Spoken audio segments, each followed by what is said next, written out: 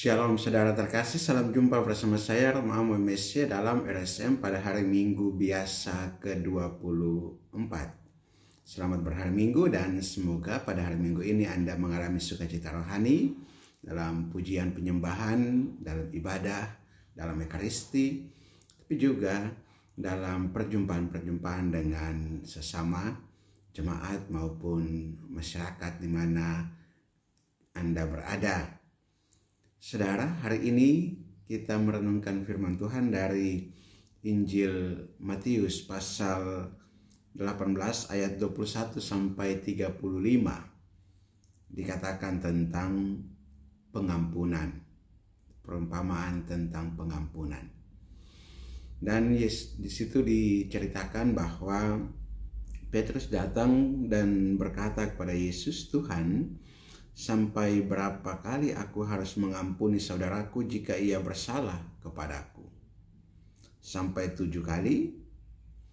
Dan Yesus berkata, "Bukan, aku berkata kepadamu, bukan sampai 7 kali, melainkan sampai 70 kali 7 kali." Tentu ini sesuatu yang sangat luar biasa, banyak. Pengampunan bukan hanya 7 kali, tapi 70 kali 7 kali. Pengampunan yang tanpa batas. Pengampunan yang sempurna. Angka 7 menjadi angka sempurna, angka yang bagus. Dan di sini menunjukkan sebetulnya kerahiman Bapa. Pengampunan tanpa batas.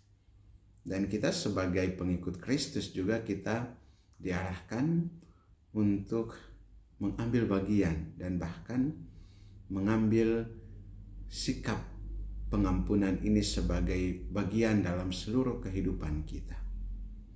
Untuk mengampuni orang yang bersalah kepada kita, kapanpun itu, dimanapun itu, berapa kali pun dia melakukan kesalahan bagi kita. Hal ini tidak gampang untuk kita mengampuni dengan cara demikian. Karena kita berharap dan bahkan bisa memaksa orang untuk jangan berbuat salah kepada kita.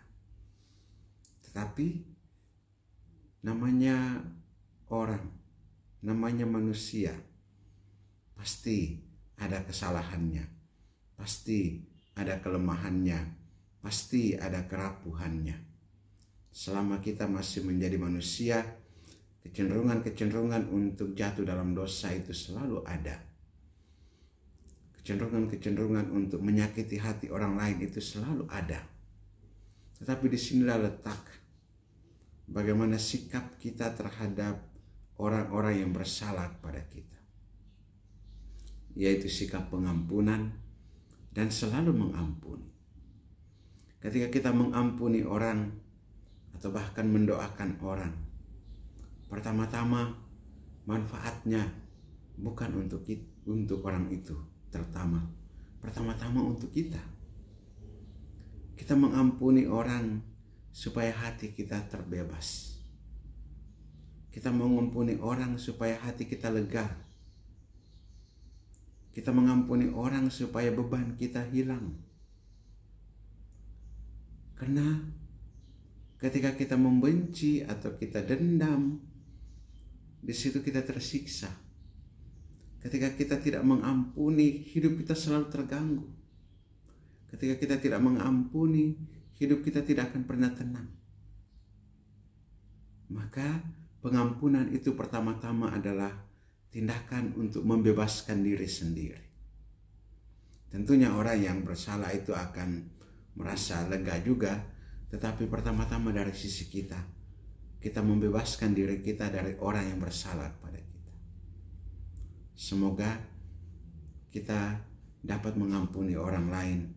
Pertama-tama bukan karena kesalahan orang itu bagi kita, tetapi untuk membebaskan diri kita, untuk meringankan beban hidup kita, dan juga untuk membuat kita hidup menjadi lebih tenang dan lebih bahagia.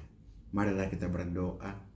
Allah Bapa kekal dan kuasa, kami mengucap syukur dan berterima kasih kepadamu atas firman-Mu pagi ini yang memberikan kekuatan dan peneguhan bagi kami untuk mengampuni sama saudara yang bersalah kepada kami.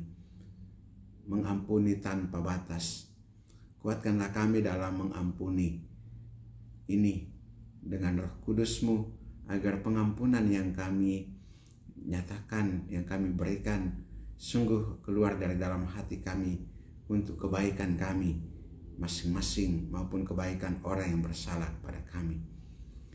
Teguhkanlah dan kuatkanlah juga kami yang lemah dan rapuh ini, secara jasmani maupun secara rohani.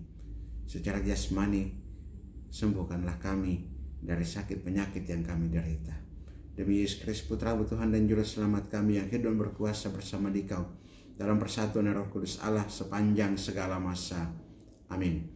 Berkat Allah yang Maha Kuasa turun dan tinggal atas saudara sekalian, Bapa dan Putra dan Roh Kudus. Amin.